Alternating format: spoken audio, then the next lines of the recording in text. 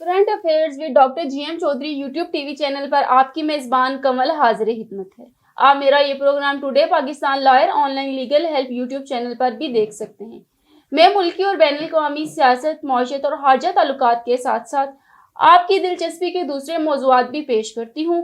मेरी कोशिश होती है कि मैं इन शोबों के जाने पहचाने लोगों से आपकी मुलाकात करवाऊँ। आज के हमारे मेहमान हैं जनाब डॉक्टर जीएम चौधरी।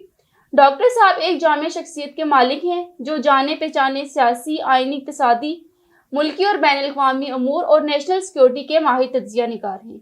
वो एक माहिर वकील हैं जो आइनी, फौजदारी, दीवानी और टैक्स के मामलात पर अबूल रखते हैं।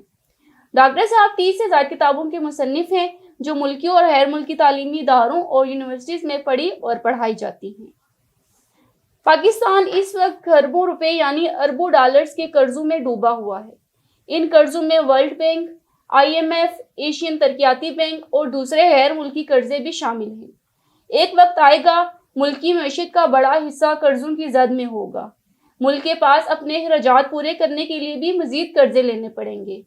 कर्जे किस लिए लिए जाते हैं? क्या कर्जों का लेना ज़रूरी होता है? क्या कर्जों से इनके मतलूबा मकासद पूरे होते हैं? आज हम इस मौजू पर बात करेंगे। डॉक्टर साहब, पाकिस्तान अरबों डॉलर के कर्जों में डूबा हुआ है और हुकूमत मजीद कर्जे लिए जा रही है, तो इन कर्जों से पाकिस्तान की इकॉनमी पर क्या असरात होंगे? देखिए जी, ये बात बड़ी सीधी सी है कि कर्जा कोई भी शख्स, कोई भी मुल्क या कोई भी अदारा उस वक्त लेता है जब उसके पास अपनी जो ज़रूरियात हैं उनको पूरा करने के लिए पैसे नहीं होते। फ़र्ज़ करें कि आपने एक 1000 रुपये की चीज़ ख़रीदनी है और आपके पास जेब में 800 रुपये हैं, तो यकीनन या तो आप उस चीज़ को 800 रुपये से नहीं ख़रीद सकते। अगर आपके लिए उसको ख़रीदना ज़रूरी है तो फिर उसके लिए आप 200 रुपये कर्ज़ लेंगे ताकि आपके पास 1000 रुपया हो जाए और फिर आप उस चीज़ को ख़रीद सकें। तो इसी तरह देखें, ये जो गवर्नमेंट की मशीनरी है ये बहुत बड़ी मशीनरी है जो दो किस्म के काम करती है। नंबर एक तो गवर्नेंस है। उस गवर्नेंस में ये है कि लॉ एंड ऑर्डर, मुख्तलिफ़ किस्म की जो फैसिलिटीज़ हैं जो कि मुख्तलिफ़ अदारों के ज़रिए मुहैया की जाती हैं वो आवाम को मुहैया की जाती हैं। नंबर दो पे फिर आ जाता है कि मज़ीद जो डेवलपमेंट है, मज़ीद सड़कें बननी हैं, कारखाने लगने हैं या और फैसिलिटीज़, चाहे वो हेल्थ की हैं, एजुकेशन की हैं, जो भी हैं वो प्रोवाइड करनी है। तो अगर तो मुल्क का जो टैक्स रेवेन्यू है वो इतना ज़्यादा हो कि वो आपके जितने अखराजात हैं उनके बिल्कुल बराबर हो, तो फिर यकीनन आप सिस्टम को मेंटेन कर सकेंगे। लेकिन अगर आप मज़ीद बड़े बड़े काम करना चाहते हैं तो उसके लिए फिर आपको उससे ज़्यादा पैसे चाहिए। तो अगर आपके पास उससे ज़्यादा पैसे नहीं हैं तो फिर आपको बड़ी बड़ी सड़कें, कारखाने या जो भी डेवलपमेंट प्रोजेक्ट्स हैं उनको लगाने के लिए आपको कहीं से कर्जा लेना पड़ेगा। हमारे पास इंटरनेशनली जो बहुत बड़े बड़े डोनर्स हैं उनमें नंबर एक पे IMF है, फिर वर्ल्ड बैंक है, फिर एशियन डेवलपमेंट बैंक है। अभी एक नया जो है एशियन इंफ्रास्ट्रक्चर डेवलपमेंट बैंक बना है जो कि चाइना के तावन से बना है। या इसके अलावा और बहुत सारे इस किस्म के डोनर अदारे हैं या फिर जो मुख्तलिफ रियासतें हैं, मुल्क हैं, वो मुख्तलिफ दूसरे मुल्कों से भी कर्जे लेते हैं। यकीनन जो भी कर्जा देगा उसके कोई मकासद होंगे या कम अज़ कम वो उस पर इंटरेस्ट चार्ज करेगा, because it's a business transaction. तो देखें, अभी आपने बात की कि हम पे अरबों रुपए जो हैं वो कर्ज़ों की सूरत में मौजूद हैं, तो वो इसीलिए है कि हमने अपने अखराजात भी बढ़ाए हैं, इनकम हमारी वहीं की वहीं है या उतनी नहीं बढ़ी जितने हमने अपने अखराजात बढ़ाए हैं। तो लिहाजा उसके लिए हमने दूसरे मालिक से कर्जे लिए और उन कर्ज़ों को फिर इस्तेमाल किया। फिर देखें कि हमारे कर्जे चढ़ते गए, बढ़ते गए। आज ये सूरत हाल आ चुकी है कि हमें कर्जे जो हैं उनकी किस्तें वापस करने के लिए कर्जे लेने पड़ते हैं। तो ये एक इंतहाई क्रिटिकल किस्म की सिचुएशन है जो कि किसी भी इकानमी के लिए मुफीद नहीं होती। पाकिस्तान ने अगर अपना तरीक़ाकार ना बदला तो यकीनन हमारी जो मईशत है वो बहुत बड़े बहरान का शिकार हो सकती है। डॉक्टर साहब, क्या गैर मुल्की और बैनुल अक़वामी इदारों के कर्जों से मतलूबा मकासद जो हैं वो हासिल हुए हैं हमें? देखिए, पहले नंबर पे तो ये सवाल है कि हमारे मकासद थे क्या। देखिए, हमारी गवर्नमेंट्स जो हैं उनके मकासद तो अय्याशी ही थे। देखें कि आपने कर्जे ले लिए, मैं बहुत सारे कर्जों के मतलब जानता हूँ कि इसलिए कर्जे ले लिए जी कि हम ट्रेनिंग कराएंगे अपने अफसरों को। तो देखिए, ये ट्रेनिंग एक ऐसी मद है जो आप अपने मुल्क के अंदर भी करवा सकते हैं। आप अगर अपने मुलाजमीन को बाहर पढ़ने के लिए भेज देते हैं और एट द एंड देखते हैं कि उनकी परफॉर्मेंस भी वही है, उनकी हैबिट्स भी वही हैं, उनकी करप्शन भी वही है, उनकी काम चोरी भी वही है, उनकी बैड गवर्नेंस भी वही है, तो फिर उन पर करोड़ों या अरबों रुपए खर्च करने का क्या फ़ायदा है।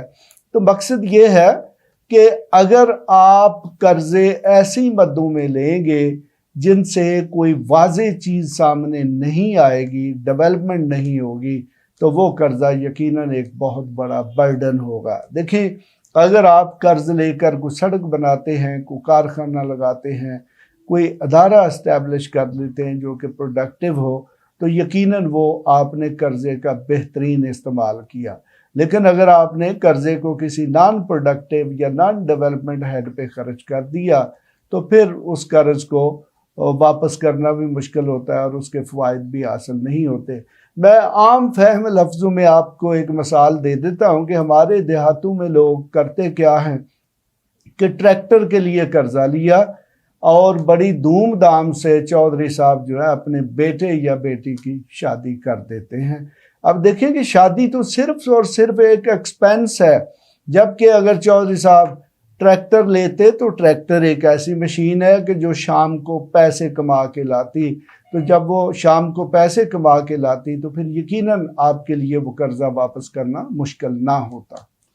डॉक्टर साहब, वो कौन सा तरीका है जिससे मुल्क को कर्जों से निजात दिलाई जा सके? देखिए, ये बहुत सीधा सा तरीका है कि कर्जा सिर्फ और सिर्फ आप उस वक्त लें जब आपको उसकी ज़रूरत हो। अगर आप बिला ज़रूरत, जैसे मैंने आपको मिसाल दी है कि आप ट्रैक्टर के लिए कर्जा लेकर उससे बेटे या बेटी की शादी कर लेंगे, तो ये कोई कर्जा ज़रूरी नहीं है। शादी बिल्कुल सादा तरीके से भी हो सकती है।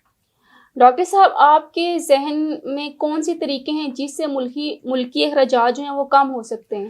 देखिए, सबसे पहले हमारी एक बहुत बड़ी ब्यूरोक्रेटिक मशीनरी है, उस मशीनरी का साइज हमें कम करना पड़ेगा, उसको एफिशिएंट बनाना पड़ेगा। बस देखें कि हमारे यहाँ बहुत सारी पोस्टें हैं जिनमें क्लर्कों के 3 कैडर हैं, जिनमें स्टेनोटाइपिस्ट हैं, स्टेनोग्राफर हैं, प्राइवेट सेक्रेटरी है, सीनियर प्राइवेट सेक्रेटरी है। देखिए, आज आईटी के दौर में इनकी क्या ज़रूरत है।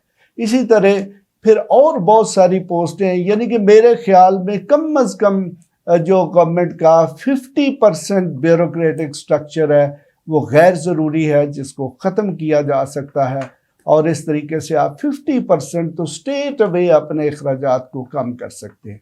उसके बाद देखें कि हमारे मुल्क में एक सरकारी मुलाजम है, उसको एक तनख्वाह दी जाती है। अगर उसकी तनख्वाह 50,000 है तो उसके अलाउंसेस पता चलता है 3 लाख। ये कौन सा तरीका है कि एक शख्स को एक फिक्स तनख्वाह हो, अलाउंसेस तो कोई एक्स्ट्रा ऑर्डिनरी कौन सा काम है।